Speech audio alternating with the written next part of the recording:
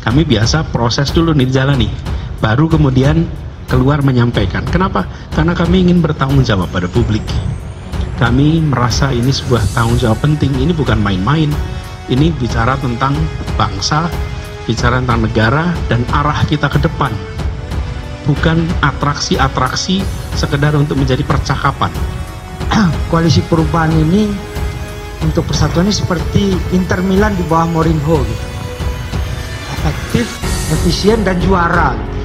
Tapi juga ini harus bersinergi dengan para penyelenggara pemilu dan aparat ya, yang mereka berkewajiban yang menciptakan situasi yang jujur dan adil ya, tidak memihak siapapun, termasuk tentu kita juga berharap Pak Jokowi dengan kenegarawanannya beliau bisa bersikap netral ya, sehingga anak-anak bangsa yang terbaik ini bisa berkompetisi dengan situasi yang sangat kondusif ya, sehingga nanti kepemimpinan ke depan adalah kepemimpinan yang lahir dari sebuah kompetisi yang fair ya, dan itu tentu saja akan sangat positif buat bangsa ini.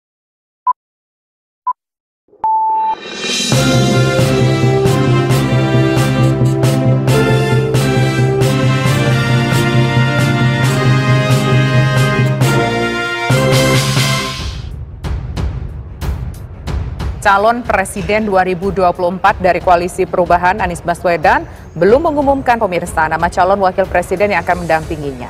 Anies menegaskan Koalisi Perubahan fokus pada prosesnya, bukan hanya sekedar retorika. Aspirasi terkini, perasaan terkini dari masyarakat di berbagai wilayah. Jadi perjalanan tirakat kemarin memberikan bekal yang lebih kuat lagi pada kita tentang perlunya kita menseriusi perubahan ini. Ada beberapa tema utama yang kemudian ini akan menjadi agenda yang kita bawa. Ada persoalan yang sangat serius yang terkait dengan kemiskinan. Yang kedua terkait dengan biaya hidup dan kebutuhan pokok yang harganya tinggi. Yang ketiga adalah lapangan kerja. Jadi Koalisi Perubahan untuk Persatuan sudah mulai membahas tentang agenda yang senyatanya dibutuhkan oleh masyarakat. Koalisi ini sudah berbulan-bulan bekerja dan pembahasan-pembahasan yang terkait dengan porsi-porsi personalia dan lain-lain itu sudah diselesaikan di awal. Sekarang kita mulai pada substansi perubahan.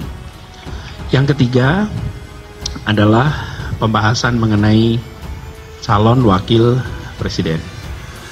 Tim juga mulai membahas dan nanti ini prosesnya masih berjalan. Tapi seperti teman-teman juga tahu, kebiasaan di Koalisi Perubahan untuk Persatuan itu kami melakukan proses dulu baru mengumumkan. Kami tidak biasa mengumumkan tak jelas prosesnya. Kami biasa proses dulu nih dijalani, baru kemudian keluar menyampaikan. Kenapa? Karena kami ingin bertanggung jawab pada publik. Kami merasa ini sebuah tanggung jawab penting. Ini bukan main-main. Ini bicara tentang bangsa, bicara tentang negara dan arah kita ke depan. Bukan atraksi-atraksi sekedar untuk menjadi percakapan. Nanti kemudian ketika pada waktunya sudah selesai, maka kita akan sampaikan kepada masyarakat atas apa yang dijalani di dalam proses ini. Teman-teman menyaksikan di bulan puasa kemarin, ketika kita mengumumkan piagam kerjasama, teman-teman, ini adalah koalisi yang punya dokumen tertulis. Prosesnya tidak banyak atraksi, ujungnya solusi yang konkret, ada kesepakatan. Itulah pola yang akan kita bawa terus. Ada hasil yang nyata, ada substansi yang difinalisasikan, dan ada penyampaian kepada publik. Ini sudah kita lakukan sebagai sebuah pola dan ini akan berkelanjutan. Jadi itu kira-kira 3 tema utama. Satu adalah update masing-masing, yang kedua update juga dari kami, yang ketiga adalah langkah ke depan di dalam proses proses pembahasan calon wakil presiden, dan di antara itu kita sudah mulai bicara tentang agenda yang senyatanya menjadi kebutuhan bagi masyarakat. Sebenarnya nggak perlu cukup lah Pak Capres tadi. Cuma tadi yang ditandaskan oleh Pak Anies, koalisi perubahan ini untuk persatuan ini seperti Inter Milan di bawah Mourinho gitu. Efektif, efisien, dan juara gitu. Jadi nggak banyak tarian samba-sambanya, nggak banyak gegen sprint seperti Jurgen Klopp itu enggak, tapi dia ada special one gitu untuk kemudian fokus. Kalau masalah figur sudah final, epicentrum pilpres itu adalah capres, dan kami sudah mulai, kalau ini memang pertandingan gagasan dan integritasnya itu representasi dari capres, dan gagasannya kami ini sudah menyusun tim dengan tadi yang ditandaskan oleh Pak Capres, itulah yang menjadi platform perjuangan. Jadi teman-teman, ini bukan sebuah ide yang dicangkokkan gitu, enggak, tapi ini benar-benar 3 persoalan besar dari Republik ini yang kalau kita mau berbicara perubahan yang cukup mendesak itu, mendesak dan penting. Jadi ada yang mendesak tapi tidak penting, ada yang penting tapi tidak mendesak gitu. Tapi ini mendesak dan penting. Yang pertama adalah kemiskinan. Semua survei yang rilis terakhir ini semua hampir 78% mengatakan kemiskinan kita akut. Yang kedua itu adalah harga-harga kebutuhan pokok, dan yang ketiga adalah lapangan kerja. Maka kemudian Koalisi Perubahan untuk Persatuan sedang membangun skemanya seperti apa. Jadi ini bukan hanya semata-mata kontestasi dari figur, tapi gagasan dan jejak rekam yang memberikan solusi atas 3 problem ini. Jadi bukan hanya semata-mata perlagaan semata-mata, tapi gagasan yang akan ditawarkan sekaligus bisa menjadi solutif atau tidak. Jadi kami sudah menyusun agenda dengan beberapa lembaga riset, lembaga kajian, kampus, dan para pakar dalam proses membreakdown itu. Kami breakdown dalam misalnya kemiskinan itu kedaulatan pangan, kedaulatan maritim itu seperti apa, dan lain sebagainya. Yang terakhir, laporan dari tim 8 tadi ke Pak Capres.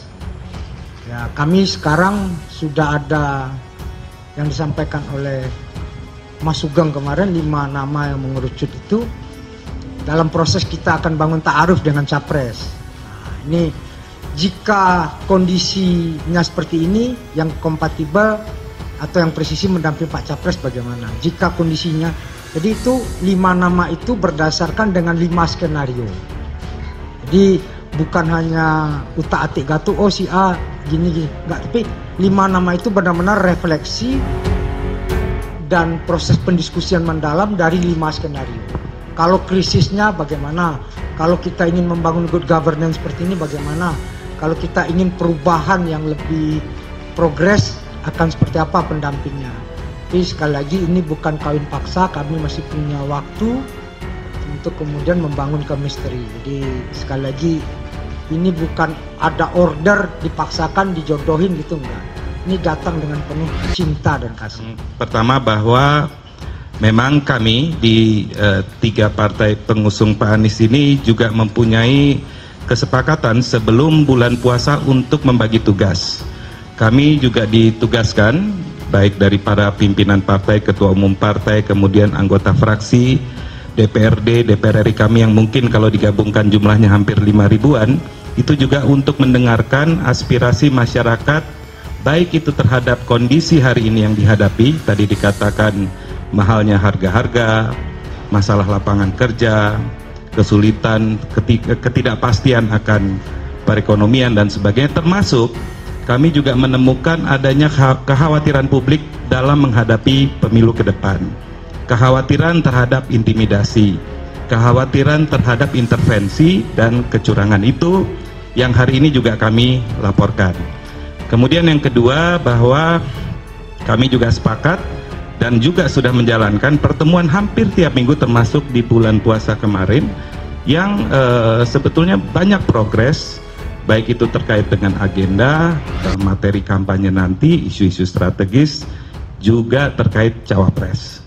Jadi alhamdulillah hari ini berkumpul kembali, kami melaporkan apa yang menjadi temuan lapangan kami, dan Pak Capres juga melaporkan tentang temuannya di lapangan, dan kita akan bergerak juga lebih kencang lagi ke depan. Rekan-rekan media sekalian, tadi teman-teman sudah menyampaikan apa yang menjadi isu internal koalisi perubahan untuk persatuan. Juga tidak lupa kami juga mencermati tentang situasi perpolitikan tanah air, yang mana kami melihat ada satu yang positif ya, peristiwa di bulan Ramadan kemarin ini adalah ya munculnya capres yang dideklarasikan secara resmi oleh partai politik lain. Nah tentu ini buat kami merupakan sesuatu yang sangat menggembirakan ya, karena dengan demikian maka proses pemunculan capres-capres ini semakin mengalami progres yang sangat luar biasa. Hal yang tentu sangat kami harapkan dan kami sangat optimis adalah bahwa insya Allah nanti capres atau paslon ke depan ini besar kemungkinan lebih dari 2. Dan ini merupakan sesuatu yang sejak awal diinginkan dan kita upayakan supaya paslon ini lebih dari 2. Kenapa? Karena kita ingin keterbelahan itu tidak terbangun ya, dikarenakan karena 2 paslon dan itu berkepanjangan. Mudah-mudahan dengan lebih dari 2 paslon kita berharap ketegangan di antara anak-anak bangsa ini bisa dikurangi. Beberapa percakapan saya kira saya dengan beberapa tokoh dan juga dari Pak Zulhas sendiri ya, kemungkinan juga lebih dari 2 itu bukan hanya 3, bisa 4. Nah ini juga buat kami sangat menggembirakan. Nah tentu perkembangan ini juga kami harap ini dilengkapi ya dengan para penyelenggara pemilu dan juga aparat pemerintah untuk semuanya ya menyambut situasi ini dengan mereka menjadi penyelenggara dan aparat yang netral ya, sehingga pemilu yang jujur dan adil itu bisa tercipta ya. Saya kira apa yang sudah dilakukan oleh partai-partai politik dengan memunculkan paslon lebih dari 2 ini satu hal yang positif, tapi juga ini harus bersinergi dengan para penyelenggara pemilu dan aparat ya, yang mereka berkewajiban yang menciptakan situasi yang jujur dan adil ya, tidak memihak siapapun, termasuk tentu kita juga berharap Pak Jokowi dengan kenegarawanannya beliau bisa bersikap netral ya, sehingga anak-anak bangsa yang terbaik ini bisa berkompetisi dengan situasi yang sangat kondusif ya, sehingga nanti kepemimpinan ke depan adalah kepemimpinan yang lahir dari sebuah kompetisi yang fair ya, dan itu tentu saja akan sangat positif buat bangsa ini. Saya kira itu juga menjadi bahasan kami ya, dan mudah-mudahan harapan koalisi perubahan untuk persatuan ini juga menjadi sesuatu yang disambut baik oleh semua elemen politik dan bangsa yang lain. Terima kasih.